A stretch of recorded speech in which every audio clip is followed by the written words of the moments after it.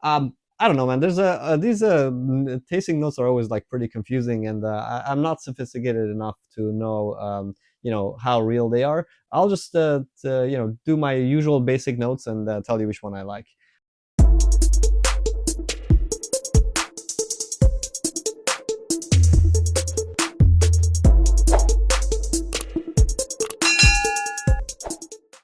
Welcome to this special episode of Whiskey and SV.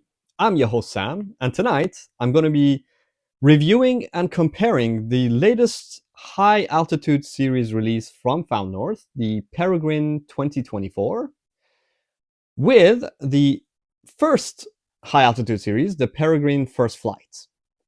So, if you know anything about Found North, you know that they are a Canadian whiskey, but they're actually not available in Canada. They're blended by Nick and Zach Taylor for the American palate, and they're basically, I think, only available in the US as far as I know.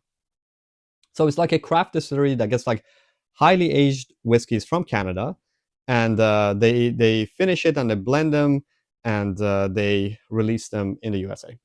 So the high altitude series is their sort of BTAC high end collection. I think they are great. It's just they are typically very hard to come by, and if you don't end up winning it in a lottery, the secondary prices on them are quite high. This first Peregrine high altitude series first flight Peregrine is now going on secondary market for $800+, so quite expensive. I have been sent a sample by the good folks at Found North for review. There are some instructions that they've provided. They've said that definitely make sure to leave this in the glass for at least half an hour before tasting it, which I've poured these more than half an hour ago now.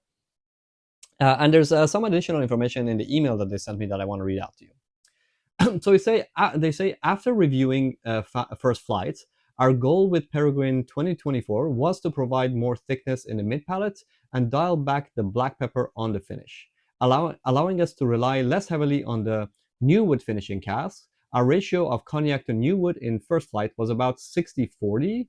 In 2024 vintage, the ratio of cognac cask to the new wood was about 70-30. By creating an oilier foundation in the initial blend, the resulting whiskey has greater viscosity and more space on the fruit character to ripen. In comparing the two, Peregrine 2024 presents a greater density of orchard fruit on the nose and mid-body, and a heavier foundation beneath the new oak wood caramels, giving the wood sugars greater resonance.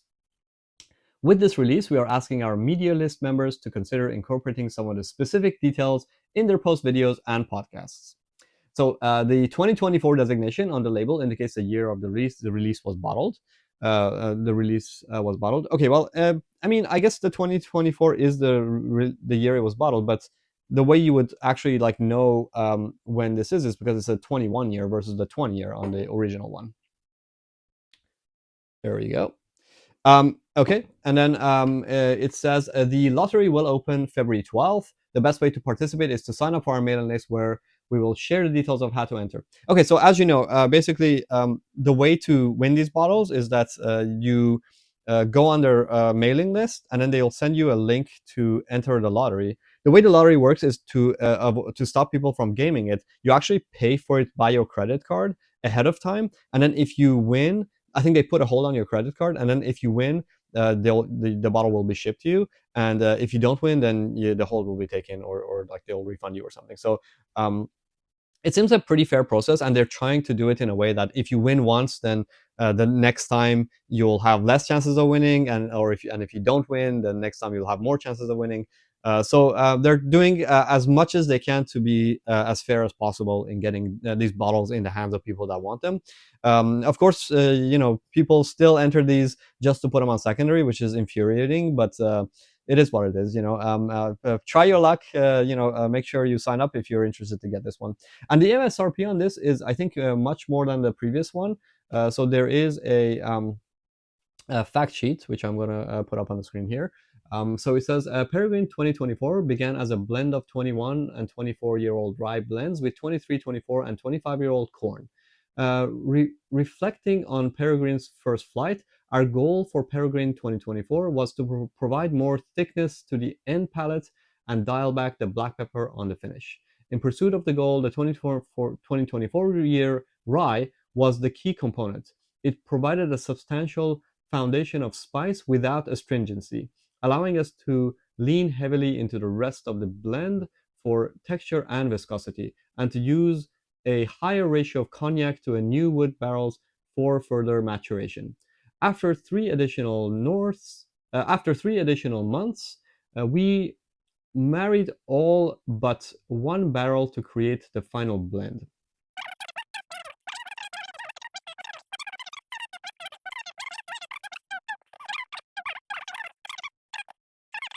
I don't know, man. There's a these tasting notes are always like pretty confusing, and I'm not sophisticated enough to know how real they are. I'll just do my usual basic notes and tell you which one I like.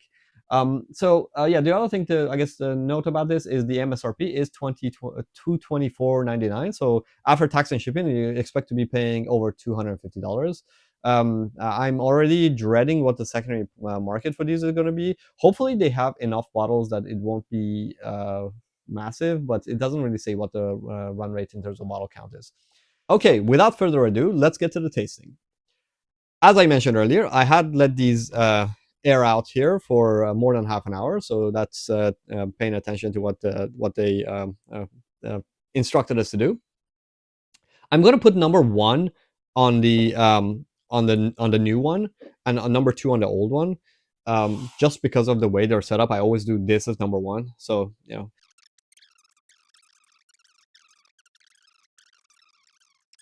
let's get to the tasting and see, at least between these two, which one we prefer. The claim is that the second one should have a more thick palate, viscous mid palate, and less spices on the finish. So we'll see if we can pick that up. All right, so as usual, I'm gonna nose them first, give some notes, taste them, give some more notes, tell you which one I prefer, then guess which is which, and then we'll do the reveal. Right, start from the first one. Okay, so the nose on this is that typical high corn whiskey that could be, I mean, it's closest to a Finnish bourbon, frankly, because as you know, the mash bill is mostly corn, and it has some new oak finishing, which gives it those vanilla notes.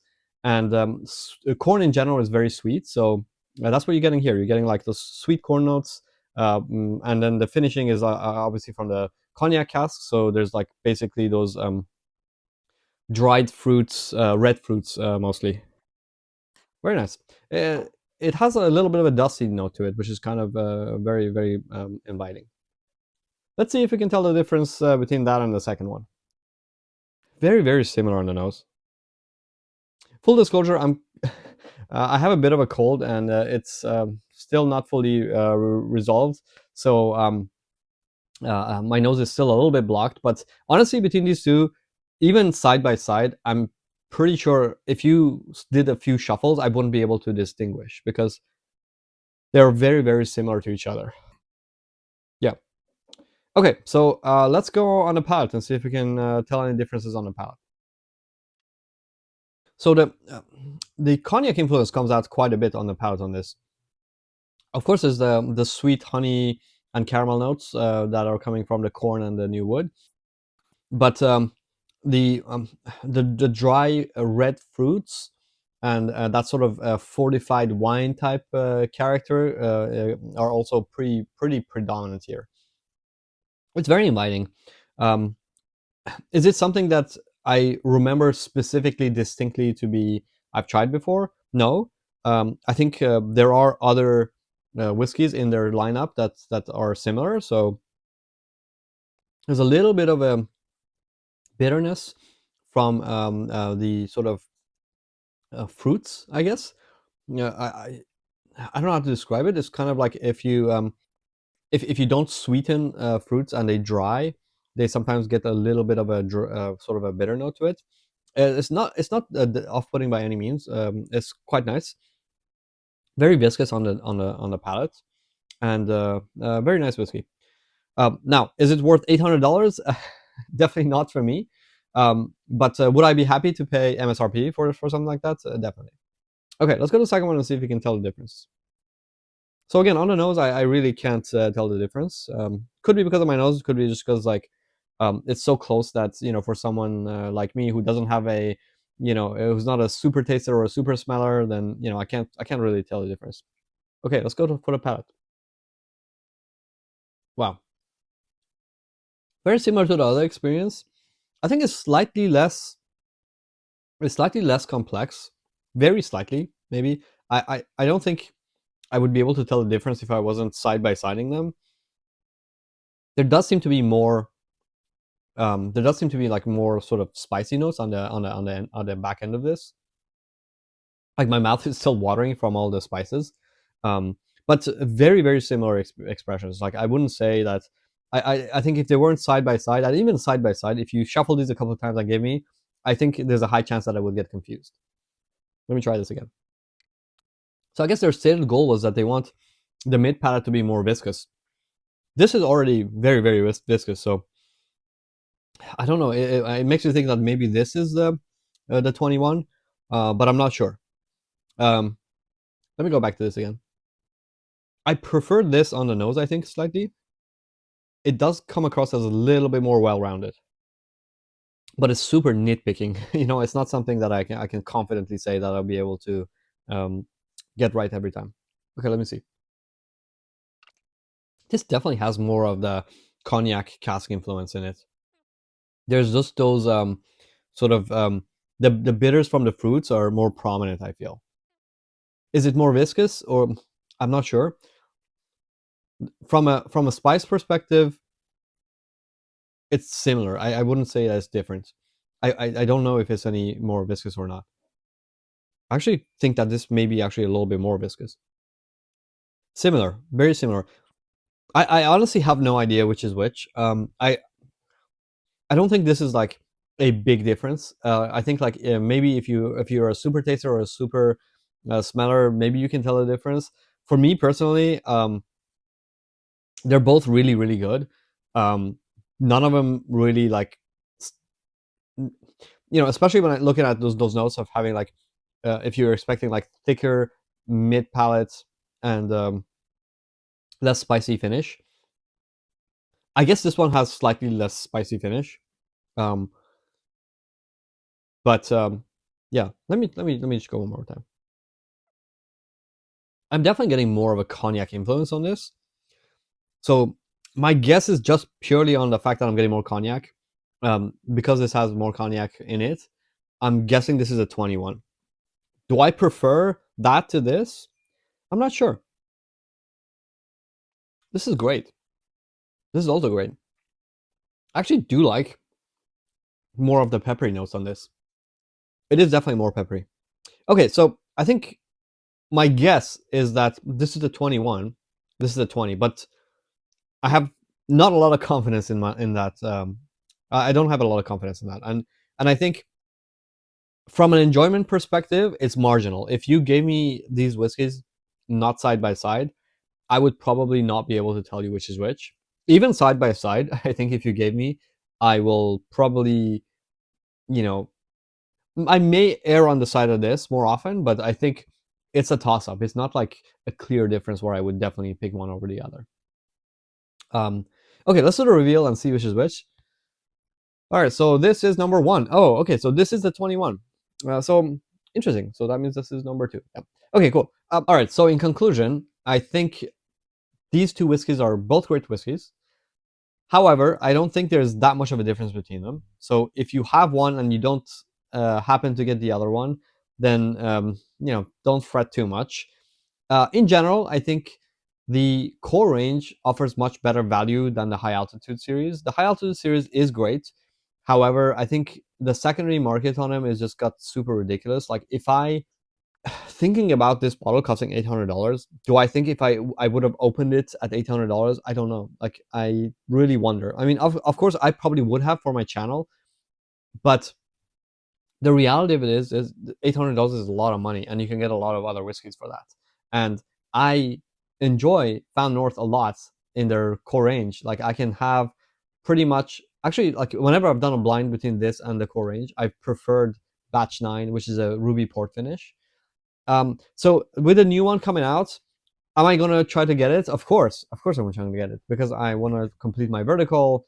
So in conclusion, remember that whiskey is for drinking. So if you do manage to get this at MSRP, sure, why not? I mean, especially if you don't have the first one and the first one costs $800, you are getting pretty much the same whiskey for 250.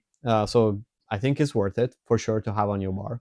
But if I don't get it, I don't know if I'm willing to pay like $700-800 for it, which I'm pretty sure this is going to end up being. I hope not, but as we know, when things are limited and people realize they're limited, and there's a lot of people that want it, then prices go up. Supply demand, right? Okay. Well, I hope you enjoyed the episode, and please join me next time when we'll have more fun whiskey to drink. All right. See you next time. Cheers.